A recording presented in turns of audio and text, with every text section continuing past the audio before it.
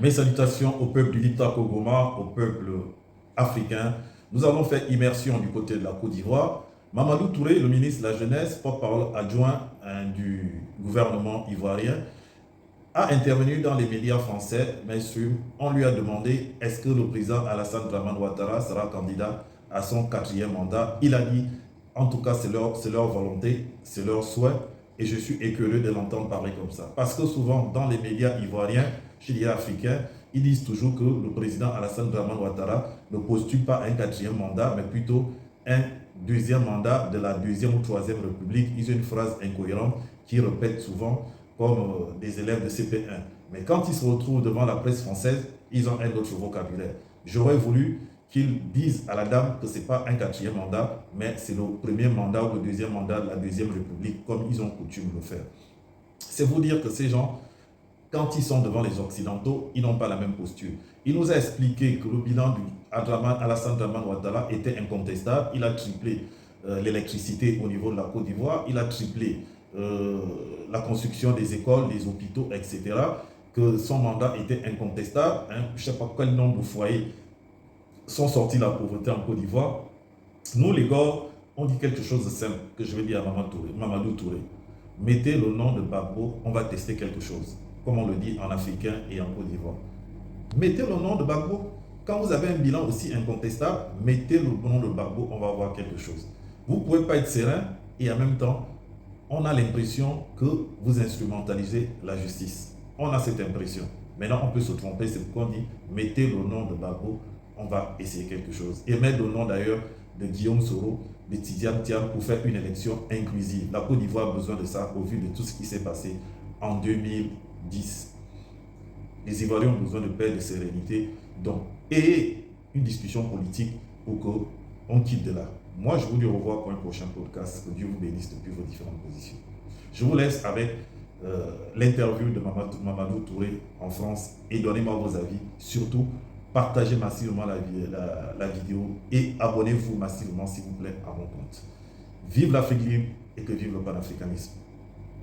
Touré, ministre ivoirien de la jeunesse et porte-parole adjoint du gouvernement à 6 mois de la présidentielle en Côte d'Ivoire. Les questions relatives à ce scrutin dominent l'actualité ivoirienne ces dernières semaines. Bonsoir Mamadou Touré, merci d'être avec nous. Bonsoir et merci de m'avoir invité. Alors évidemment, on va parler de la présidentielle, c'est dans 6 mois, c'est au mois d'octobre. On a une question qui brûle toutes les lèvres. Est-ce que Alassane Ouattara sera candidat à sa propre succession? Est-ce qu'il sera candidat pour un 4e mandat? En tout cas, c'est notre volonté, c'est notre souhait, c'est le souhait de son parti, c'est le souhait de l'ensemble de ses militants.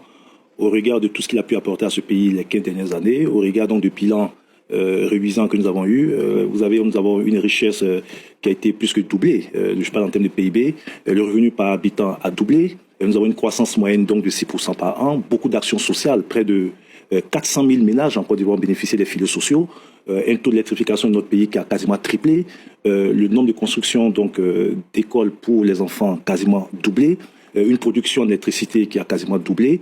Et lorsqu'on regarde aujourd'hui les défis auxquels nous faisons face, et surtout les incertitudes, dans ce contexte mondial et sous-régional, nous pensons qu'il a encore le leadership nécessaire pour nous conduire et nous espérons qu'au mois de juin, il nous donnera une réponse positive. On se souvient de la précédente élection présidentielle, on sentait que M.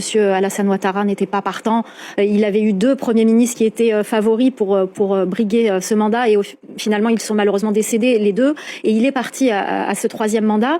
En janvier dernier, il avait déclaré qu'il était prêt mais qu'il y avait une demi-douzaine de personnes qui pouvaient aller à sa place dans le parti, dans cette formation politique, le RHDP. Est-ce que ce n'est pas souhaitable à son âge, à 83 ans, qu'il laisse la place, puisqu'il y a une demi-douzaine de candidats qui pourraient prendre sa place? Le RHDP est un grand parti.